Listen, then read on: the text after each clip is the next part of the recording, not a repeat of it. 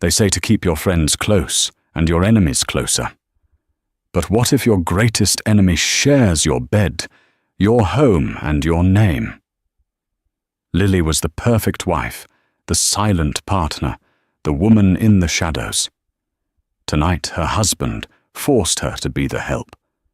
He wanted to humiliate her. He didn't realize he was handing her the exact weapon she needed to destroy him. By the end of the night, the waitress would own the room and the guests would be on their feet. But not for the reason he ever imagined. The crystal glasses felt unnaturally heavy in Lily Thorne's hands. Each one represented a small, crushing weight, adding to the load she'd been carrying for 7 years. The house, her house, or so the deed technically suggested, was ablaze with light and sound, but she existed only in its shadows. Another champagne, darling. A woman with a laugh like breaking glass trilled not at Lily but through her. Lily murmured, "Of course," her voice so soft it was stolen by the jazz music.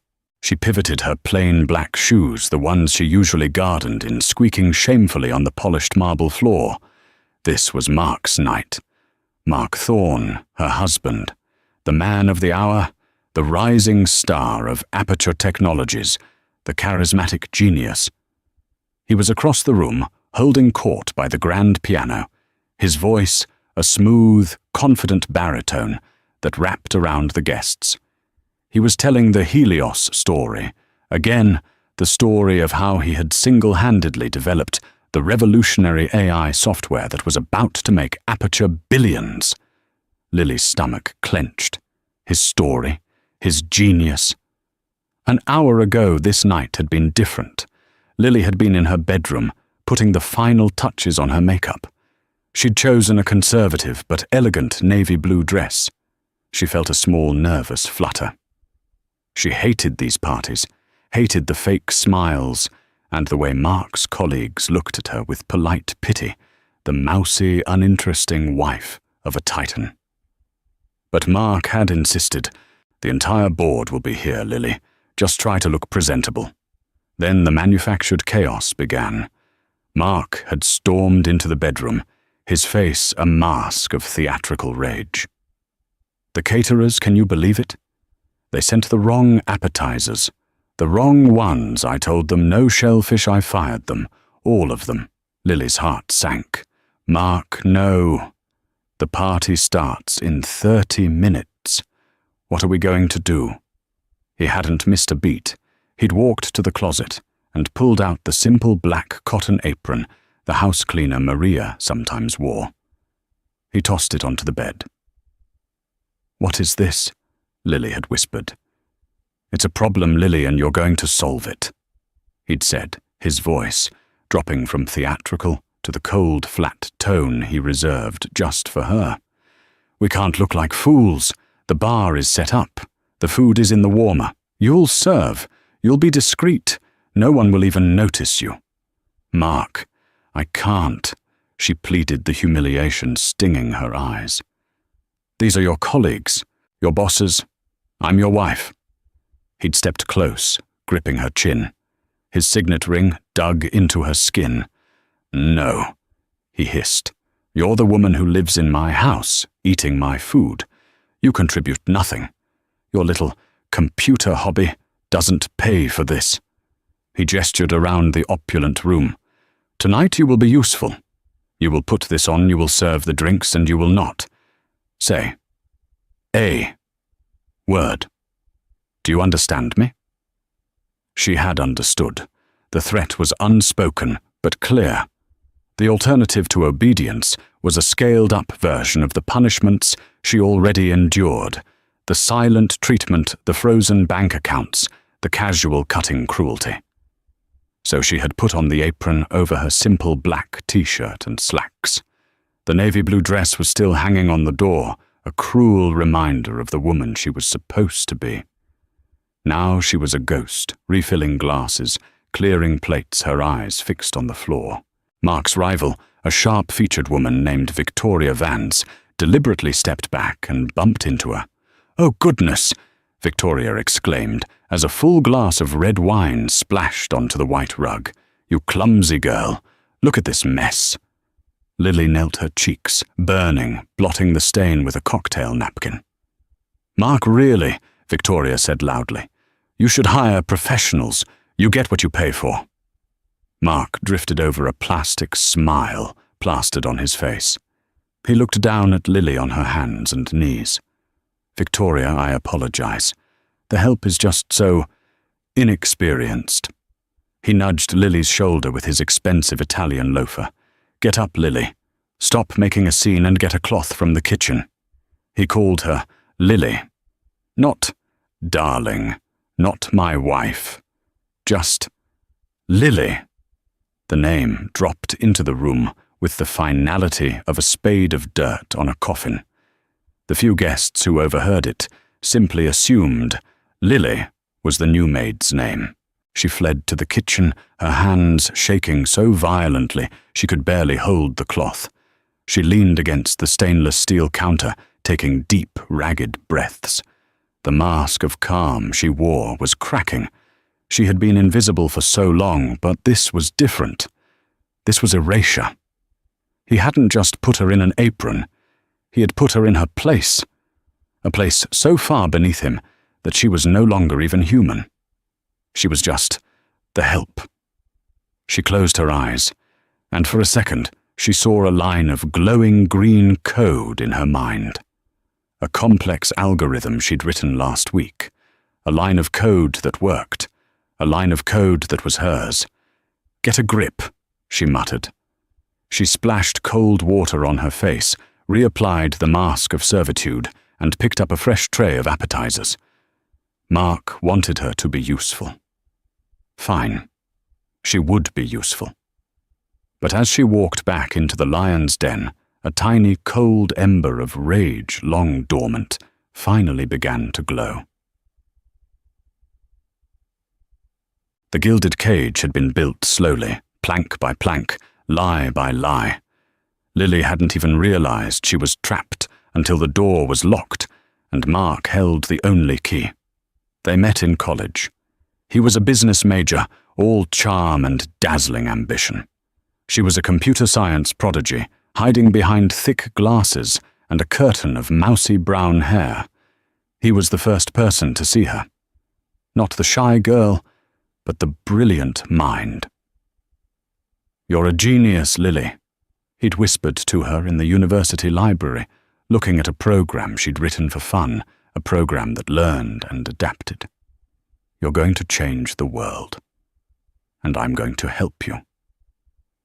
He became her shield. She hated presenting, hated the spotlight. He loved it. They were the perfect team. He was the face, the visionary. She was the architect, the engineer. He graduated and got a junior marketing job at Aperture. She worked from their tiny apartment coding. Her work was revolutionary. He would take her code, put it into a sleek PowerPoint, and present it as his own. "It's just simpler this way, baby," he'd assured her, kissing her forehead. "The corporate world, it's full of sharks. They'll eat you alive. Let me protect you. I'll handle the business. You just create." So she created. And he rose. The Helios project was her masterpiece. It wasn't just an AI, it was a predictive, self-correcting neural network. It could analyze market trends with 99% accuracy. It was worth billions. It took her 3 years of 18-hour days, fueled by coffee and a burning passion for the pure logic of it. Mark presented it to the Aperture board. They didn't just give him a promotion, they practically gave him the company. He was made Executive Vice President of Innovation. They moved from the tiny apartment to this sterile marble and glass mansion, and the lock on the cage clicked shut. The partnership dissolved. Her hobby became a distraction. He took control of their finances. "It's easier for tax purposes, Lily. Let me handle the stress." He discouraged her from seeing her old college friends. "They're just jealous of our success, darling." He needed her to be small. The smaller she became, the bigger he felt. The more brilliant her code, the more he resented her for it. He needed to be the genius, and for him to be the genius, she had to be nothing. The final cruelest twist was her identity. Deep in the 1.4 million lines of Helios's core code, Lily had embedded a digital signature, a tiny, elegant piece of encrypted code that was unmistakably her. It was her one act of defiance, her one secret. She'd named it Codex. Mark, for all his bluster, was a terrible coder. He never would have found it. He'd sold the world a product he didn't even understand. Back in the living room, the party was reaching its peak. Lily moved on autopilot, her feet aching, her mind numb. She was clearing glasses near the fireplace when she heard Mark's voice, raised in false modesty. "No, Ben, you're too kind," Mark said to Ben Carter, a senior board member. Helios was a team effort, but, well, the core algorithm did come to me in a flash of inspiration. 3 a.m, I saw it, the whole structure. I barely made it to the computer in time.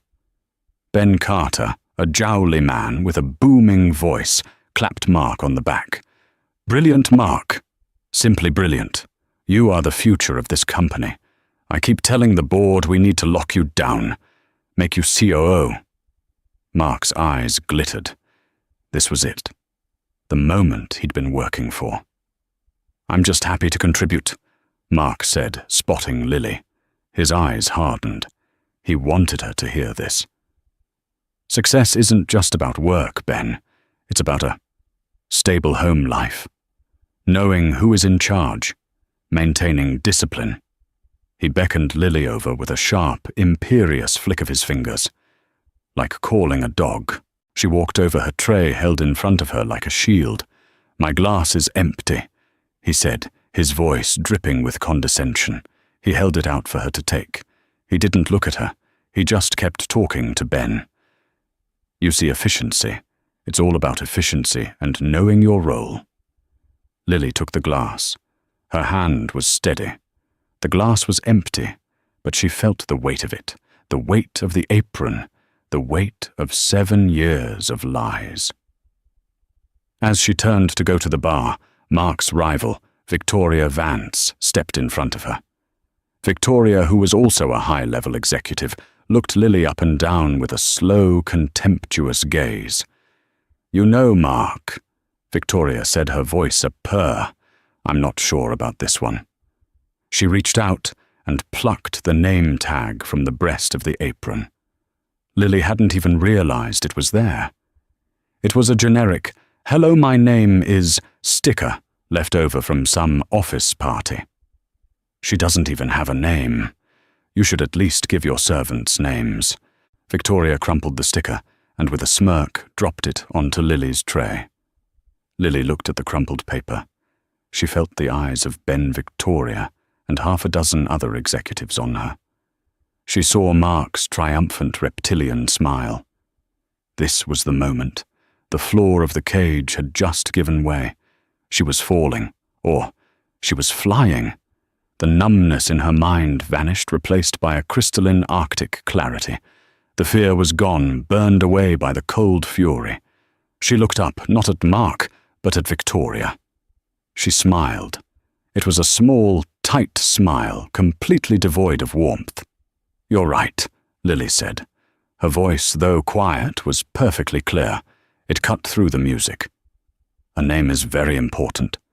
She turned and walked away, leaving the crumpled sticker on the tray. She didn't go to the bar. She walked straight to the kitchen, took off the apron, and dropped it into the trash. Mark barely registered Lily's small act of defiance. He was too high on his own success, too intoxicated by the adulation. He saw her walk away and simply assumed she was fetching more ice, like a good, obedient little servant. His attention was immediately pulled to the front door. A hush fell over the room. The jazz music seemed to fade. A new guest had arrived. This wasn't one of Mark's colleagues. This wasn't a board member. This was Julian Vance, Julian Vance was a legend in Silicon Valley. He was the founder and CEO of Vance Capital, the multi-billion-dollar venture firm that had provided the seed money for Aperture Technologies. He was in effect the man who owned everyone in this room, including Mark. He was also Lily knew with a jolt Victoria Vance's uncle, though the two famously detested each other. He was a tall, imposing man in his late 60s, with a shock of white hair and eyes so sharp they seemed to X-ray everything they landed on. He did not smile. He simply observed. Mark, seeing his ultimate prize, practically flew across the room, his hand extended, his face split in a sycophantic grin. "Mr. Vance, what an incredible honor. I had no idea you were coming," Mark gushed. Julian Vance looked at Mark's extended hand for a long second before shaking it briefly. "Mark, good evening." His voice was a gravelly monotone. He wasn't here for pleasantries. His eyes swept the room, analytic and dismissive. This is amazing," Mark continued, flustered by the man's cold energy. "Can I get you a drink, food? Let me introduce you to the board." "I'm not here for the board," Vance said, cutting him off. "And I'm not here for a drink. I'm here for a person." Mark laughed nervously. "A person, sir? Well, they're all here, the best and brightest of Aperture." Vance turned his full attention to Mark. The party noise around them seemed to cease entirely. Everyone was watching. "Stop posturing, Mark. It's tiresome," Vance said. "My team has been in touch with your CEO, David Chen. David was supposed to arrange this meeting, but since he's conveniently stuck in Singapore, I've come myself. I'm here to meet Codex." The name hit the room like a sonic boom. Mark's smile froze, cracking at the edges. His blood ran cold. "Codex, sir. Don't play dumb. It doesn't suit you," Vance said. "You're the head of the division. You must know who it is. Codex, the architect of Helios. I want to meet them. Now." Mark's mind was a white-hot panic. Codex. How did he know that name? Lily. It had to be Lily. She had done something. She had talked. "Sir," Mark stammered, trying to regain control.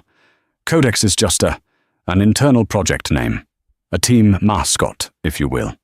The work is mine. I am the architect of Helios." Julian Vance sighed a sound of profound disappointment. "You're going to make this difficult, aren't you? I had hoped you were smarter than this. But you're just a suit, a PowerPoint." Vance raised his voice, slightly addressing the room. "My apologies for interrupting the festivities. My firm, Vance Capital, is the primary investor in Aperture, and Aperture's entire future valuation is based on the Helios project." He turned back to Mark. "And the Helios project, as it turns out, is a masterpiece of engineering. My own cybersecurity team, the best in the world, spent the last month trying to find a back door. They couldn't. But they did find a signature. An encrypted digital signature buried so deep in the core code it was practically part of its DNA. A signature that identifies the true creator, Codex. Mark was visibly sweating. That's a security feature. A watermark I designed." "Liar," Vance said, his voice flat. He held up a tablet. The screen showed a complex string of data. "We traced the primary source commits for the core algorithm, the final brilliant stroke of genius. They didn't come from the Aperture mainframe. They didn't come from your office, Mark." He looked around the room, then pointed to the ceiling. "They came from an IP address registered to this house, right here, for the last 3 years.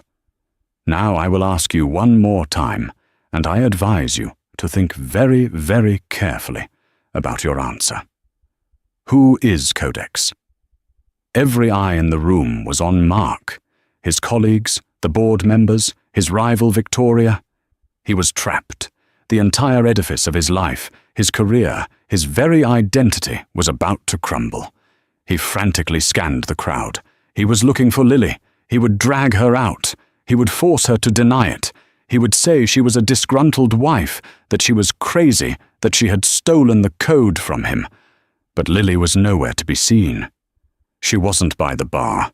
She wasn't clearing glasses. She wasn't in the kitchen. He was alone. I don't know what you're talking about, Mark whispered, his bravado completely gone.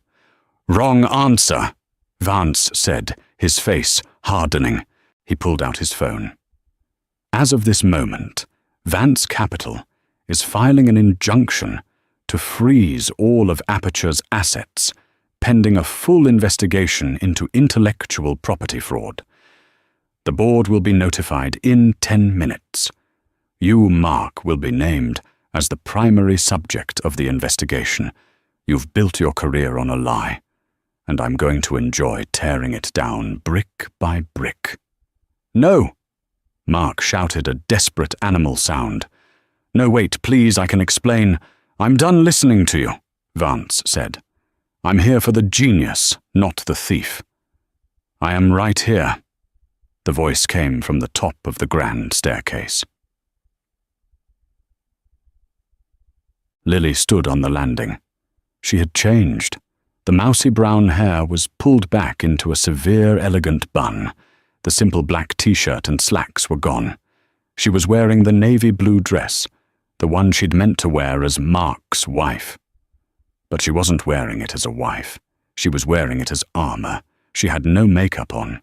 Her face was pale, but her eyes, the eyes that Mark had never truly looked into, were blazing with a cold intellectual fire.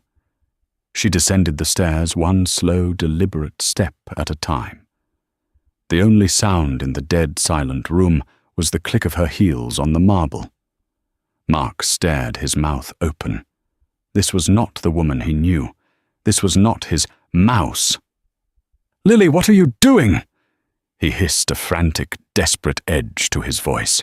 "Get back to the kitchen. You're embarrassing me." She didn't even look at him.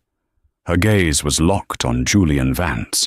She reached the bottom of the stairs and walked directly to him, a small, unassuming woman who now commanded the entire room. The guests, executives, board members, rivals parted for her, as if she were royalty. She stopped a foot in front of Vance. She looked at the tablet in his hand. "Your team is good," she said, her voice clear and steady. "But they didn't break the encryption. I let them in." Vance's sharp eyes widened just slightly. "You..." "What?" "The signature," Lily explained. "It's not just a watermark. It's a honey trap, a beacon. It's designed to detect any unauthorized high-level breach. When your team triggered the first protocol, I was notified. I analyzed the intrusion signature. I recognized your team's digital footprint from their work on the OSP framework. I decided to grant them read-only access to the signature file. I wanted to be found." Julian Vance was, for the first time in his public life, utterly speechless. He stared at her. Then a slow, deep smile of pure admiration spread across his face. He had come looking for an engineer. He had found a grandmaster. "My God," he whispered. "It's you." Lily finally turned her head and looked at her husband. Mark was ashen, his body vibrating with rage and terror. "She's lying," he shrieked, his voice cracking. She's my wife. She's unstable. She's trying to ruin me. She doesn't know anything about code. Tell them, Lily. Tell them it's a joke." This was the moment Lily had been waiting for. The moment the cage door was open and her jailer was on his knees. She looked at Mark, her expression not one of anger, but of simple, objective assessment. Like a scientist studying a failed experiment. "For 7 years," she said to the room, "I have been the silent partner. I was the architect, and he," she gestured to Mark, "was the face. I am the woman who wrote 1.4 million lines of code in the server room in our basement. I am the woman who designed the predictive algorithm.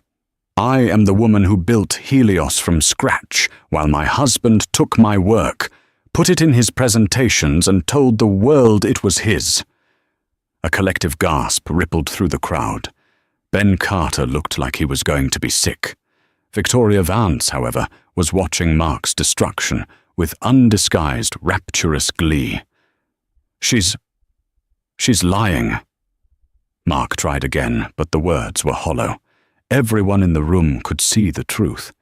It was in Mark's panic and in Lily's terrifying calm. Mr. Vance, Lily continued, turning back to the billionaire. My husband, my soon-to-be ex-husband, is correct about one thing. He is the head of his division, and in that role, he is guilty of the most egregious corporate fraud in your company's history. He didn't just take credit, he actively suppressed the asset. Me. She then did something that sealed Mark's fate forever. She walked over to the grand piano. Sitting on top of it was Mark's briefcase, which he'd left there when he went to schmooze. Mark always liked to be prepared, Lily said. He has a copy of the full Helios source code on a hard drive in here. He likes to carry it around. It makes him feel important.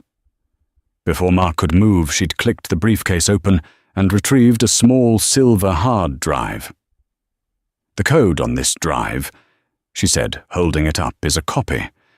But the original code, the master file, is not on Aperture's servers. It never was. Aperture has been running a beta build for 2 years. The final optimized and infinitely more powerful version, she smiled, is on a secure server keyed to my biometrics in a vault in Switzerland. What Aperture has is a toy. What I have is the weapon. Julian Vance actually laughed, a single sharp bark of delight. Mark Thorne didn't just steal the code. He'd stolen it badly. He didn't even have the real thing. You, Mark spluttered, lunging for the hard drive. You bitch, I'll kill you! He never made it. Julian Vance's bodyguard, a mountain of a man who had been standing silently by the door, moved with impossible speed. He grabbed Mark's arm, spun him around, and pinned him against the piano with a sickening thud. Don't move! The bodyguard growled. The party was over. The silence that followed was absolute. The guests stood frozen champagne glasses halfway to their mouths, witnesses to the most brutal corporate execution they had ever seen. Lily calmly walked over to Mark, who was struggling uselessly in the bodyguard's grip, his face pressed into the piano keys. She looked down at him. This is the part you never understood, Mark, she said, her voice conversational, as if explaining a difficult concept to a child. You thought the code was the asset, but the code is just data. I am the asset, the person who can create the code, and you tried to make her serve drinks. She looked up at the stunned crowd. Her eyes found Ben Carter, the board member. Ben, she said. He flinched. You were about to recommend this man for COO.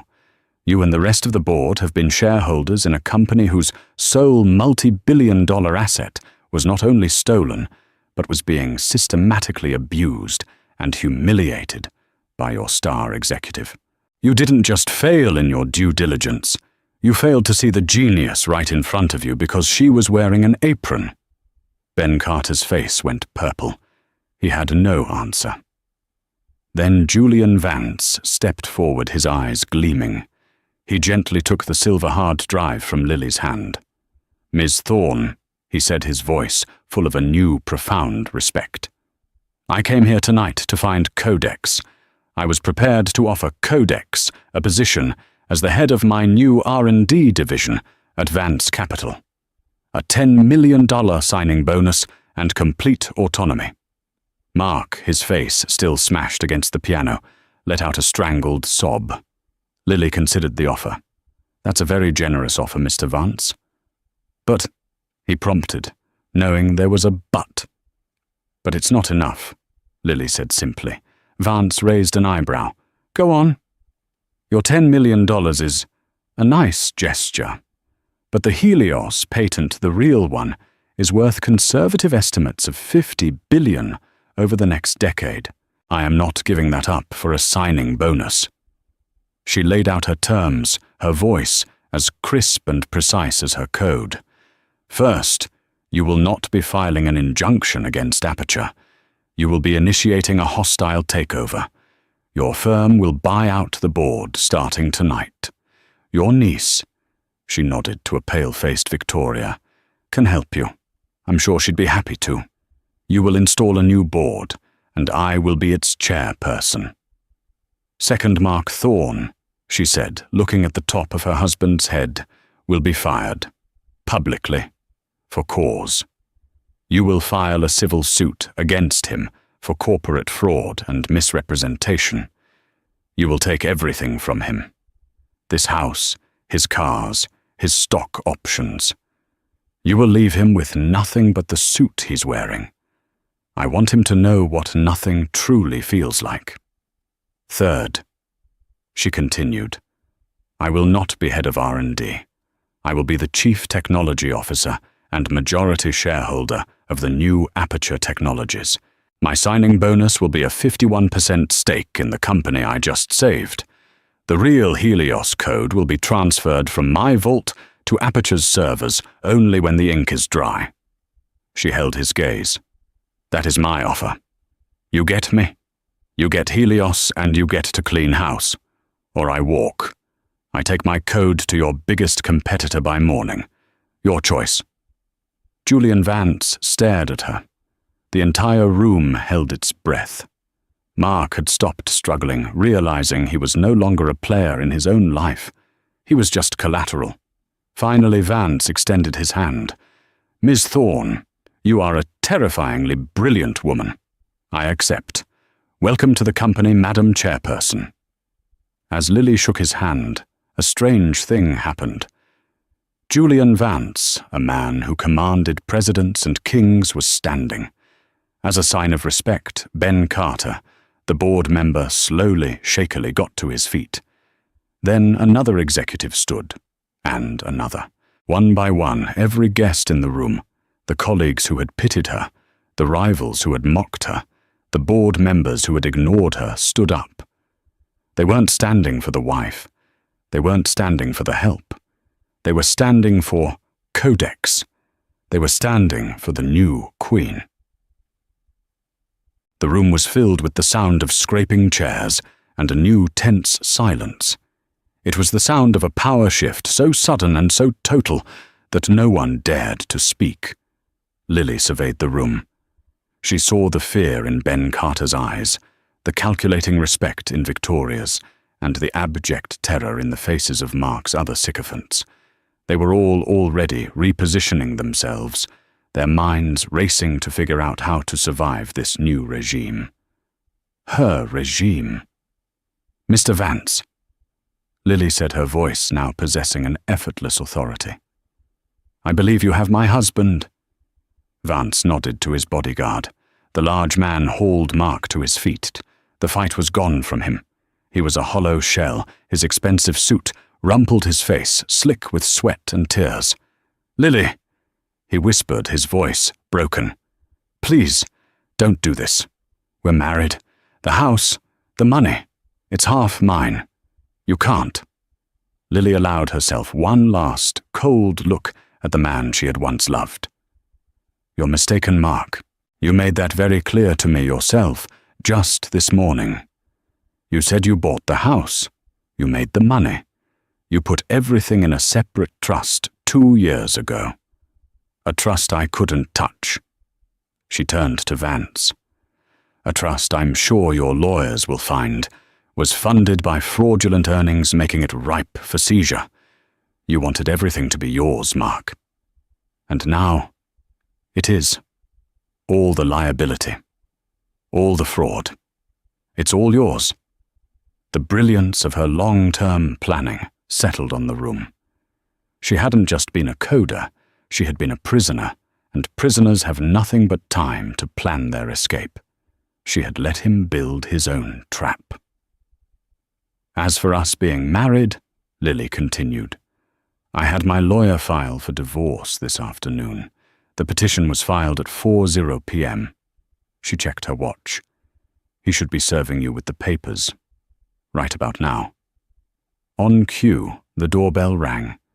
The party guests parted as a confused-looking man in a suit stood at the door holding a thick manila envelope. "Mark Thorne?" the man asked. The bodyguard shoved Mark forward. The man placed the envelope in Mark's limp hand. "You've been served." It was the final, devastating blow, a master stroke of timing. You planned this," Mark breathed, staring at the envelope. "The party. You knew Vance was coming." "No," Lily said. "I didn't know he was coming. That was just a bonus." She picked up the crumpled, "Hello, my name is" sticker from the silver tray where Victoria had dropped it. "I planned this the moment you handed me that apron. You gave me the one thing I didn't have the rage. You wanted to humiliate me into submission, but instead, you humiliated me into action. You should have known better, Mark. You don't hand a weapon to the person who built your arsenal." She turned away from him, her business with him concluded. He was no longer her problem. He was Julian Vance's problem. "Mr. Vance," she said, "my lawyers will be at your office at 8:00 a.m. to finalize the details. I trust you and your associate can handle the cleanup here."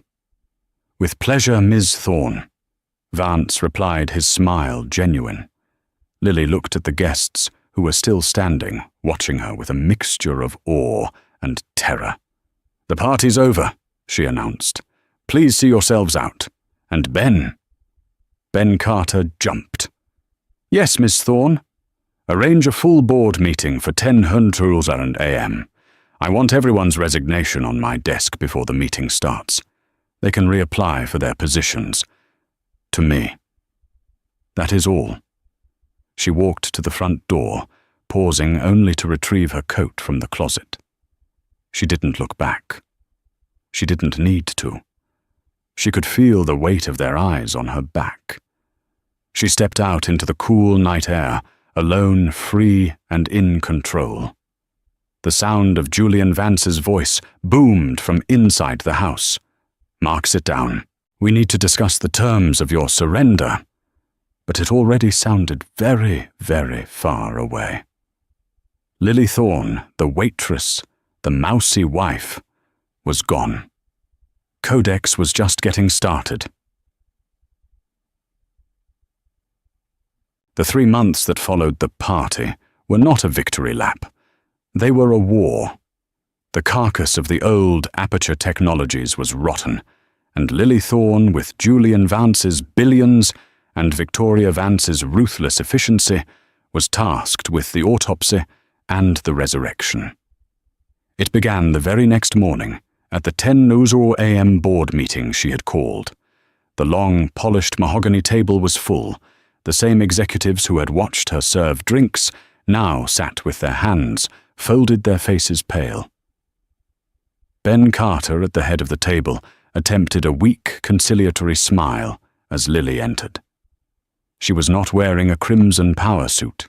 She was wearing a simple dark grey turtleneck and slacks. She looked like an engineer, which to them was the most terrifying thing of all. She was flanked by Julian, and to everyone's shock, Victoria. "Good morning," Lily said. Her voice was quiet, but it filled the room. She remained standing. "I see you all brought your resignations." "Thank you." Ben Carter cleared his throat. "Lily Ms. Thorne, on behalf of the board, I want to say that we are appalled by Mark's deception. We are prepared to offer you a comprehensive package to make amends, and we hope you will consider staying on to guide the Helios." "Stop," Lily said. "It wasn't a request. You're talking again, Ben, and you're posturing, just like Mark." The colour drained from Ben's face. "You're all fired," Lily stated simply. "Your resignations are accepted effective immediately. Security will escort you from the building. Your severance will be the legal minimum. Your stock options are void, as they were granted, based on fraudulent corporate performance." A man down the table, a VP of sales, sputtered. "You can't do this. We have contracts." "You have contracts based on a lie," Julian Vance interjected, his voice a low growl. "You were complicit through sheer willful incompetence. You celebrated the face and never once asked to meet the architect. Your stock was worthless yesterday. The only reason it has any value today is because he gestured to Lily, is feeling generous. So I suggest you take your little box of desk photos and you leave." The room was silent. "Now," Lily continued, "two of you will be staying. Ben. Victoria." Victoria nodded, expecting this. Ben looked up, a pathetic flicker of hope in his eyes. "Victoria Vance." Lily announced, is the new Chief Operating Officer. She is the only person in this room who was smart enough to know Mark was a fraud, even if she benefited from the chaos. I respect that. She will handle the business, I will handle the technology. She then turned her full cold attention to Ben Carter. "And you, Ben, you are the perfect embodiment of the old aperture, all talk, no substance. But you are connected. You know where the bodies are buried." I'll do anything," he whispered. "I know," Lily said. "You will not be an executive. You will not have a corner office. You will be in charge of legacy accounts. Your job is to travel the country, hat in hand, and personally apologize to every client Mark lied to. You will manage the transition. You will be polite. You will absorb their anger. And you will report directly to Ms. Vance. It is a humiliating, grinding, thankless job, but it is the only one you are qualified for. Do you accept? It was a fate worse than being fired. It was purgatory." "Yes," Ben said, his voice a rasp. "Yes, Miss Thorne. Good. The rest of you get out." The next 90 days were a blur of 20-hour work days. Lily lived in the office, sleeping on a cot in the server room she had claimed as her new headquarters. She didn't just fire the sycophants. She surgically dismantled the toxic sales-driven culture Mark had built. She found the real engineers, the ones Mark had marginalized, the ones he'd stolen small ideas from, the ones who had been toiling in the basement on low-priority projects. Her first act was to triple their salaries and give them equity. Her second was to bring them all into a conference room, slide a pizza box onto the table and say, "Helios 1.0 was a toy. I want to build the real thing. I can't do it alone. Who is in?" They would have followed her into a volcano. There were battles. Victoria, as the new COO, was pragmatic and aggressive. She clashed with Lily constantly. "The launch has to be in 60 days, Lily." Victoria insisted, storming into the server room, a tablet in her hand. "The market is hungry. Our competitors are smelling blood. We have to show strength. The predictive algorithm is still drifting by 0.2%. Lily said, not looking up from her screen, her fingers a blur. "It's sloppy. We launch when it's perfect." "We don't need perfect, we need now," Victoria argued. "You're an engineer, Lily, but I'm a businesswoman. We will lose this company if you stay in your sandbox." Lily stopped typing. She spun in her chair. "You are a businesswoman, Victoria. I am the asset. You want to sell something. I want to build something that cannot be sold, only licensed. We are not launching a product. We are launching a standard. It has to be unbreachable. It has to be flawless. It needs another 30 days. We don't have 30 days.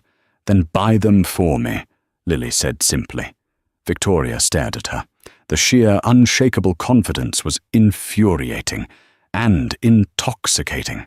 She finally let out a sharp laugh. "You're a shark, Lily, a quiet one.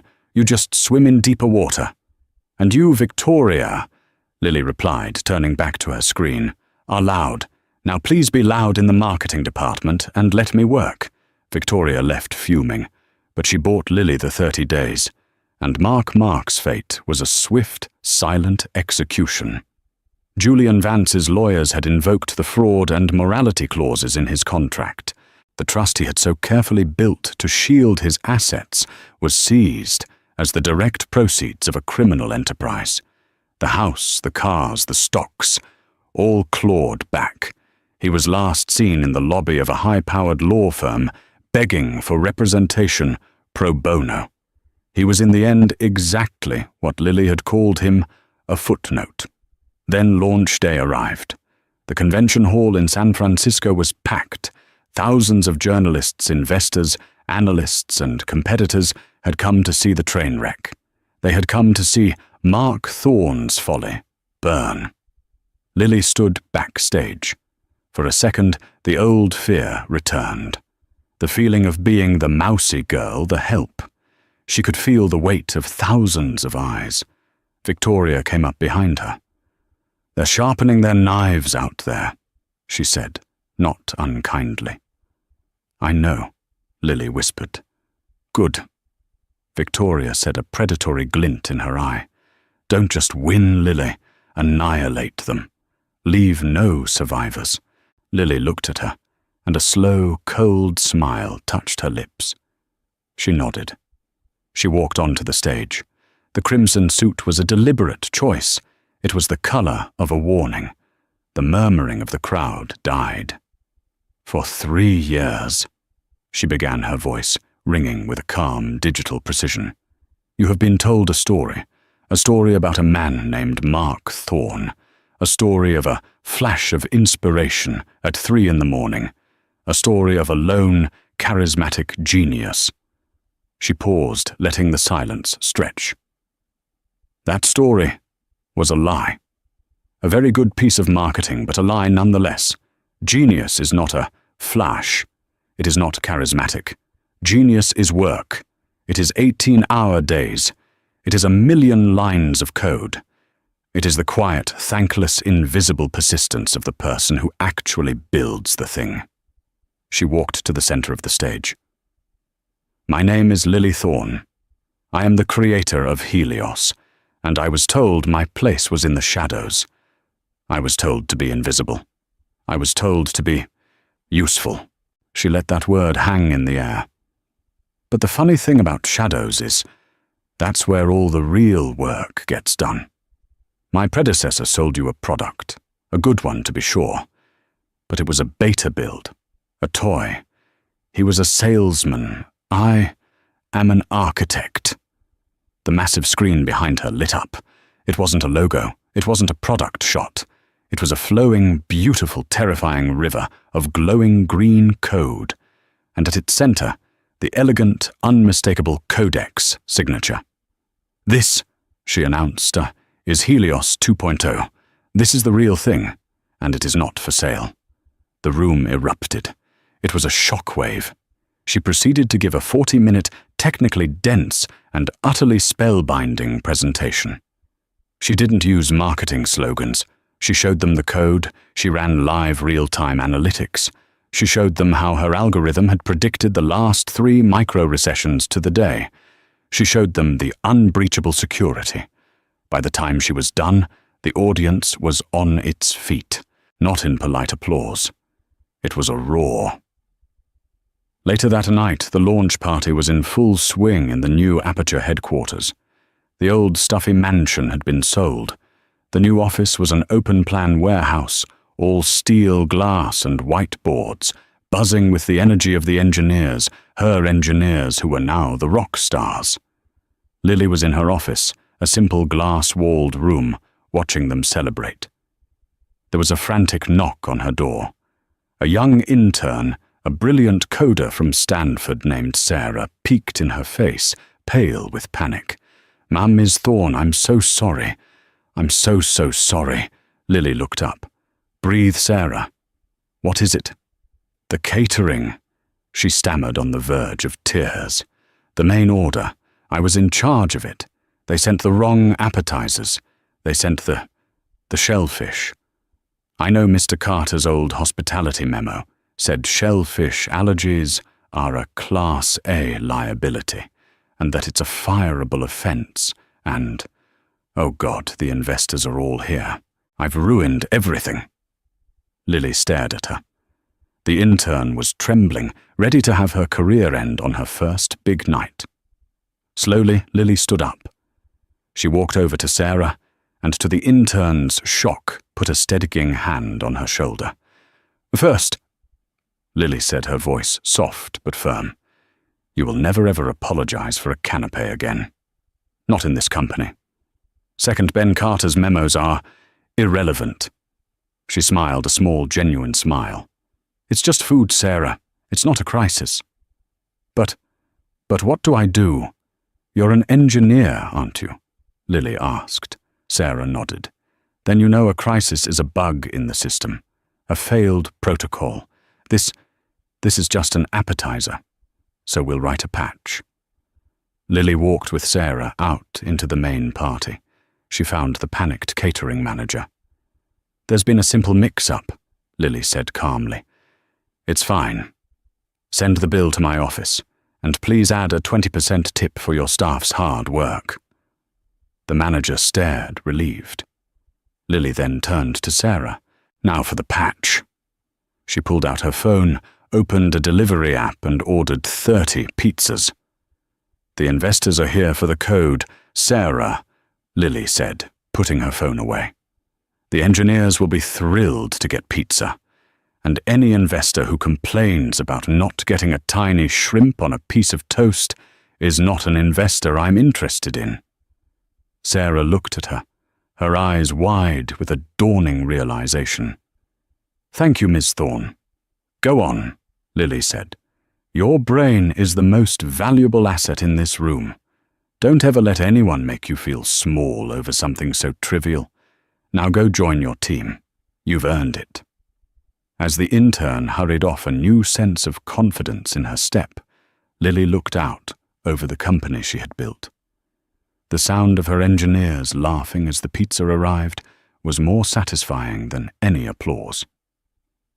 She thought about the black apron, the spilled wine, the crushing weight of the silver tray. They were memories, but they were no longer chains. They were fuel. She had been freed from her cage, but she knew her real work was just beginning, ensuring no other genius would ever be forced into one again. Lily Thorne turned from the party, walked back to her office, and got back to work.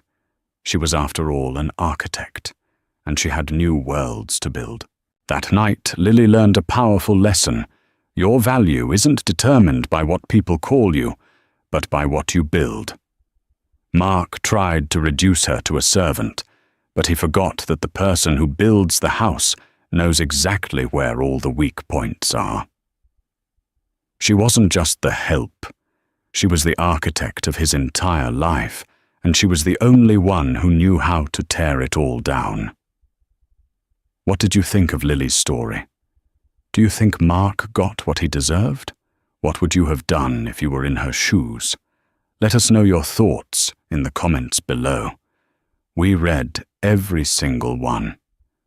If you loved this story and want to hear more tales of epic revenge and karma, please like this video and share it with someone who needs to be reminded of their own power. And don't forget to subscribe to the channel and hit the notification bell so you never miss a single story.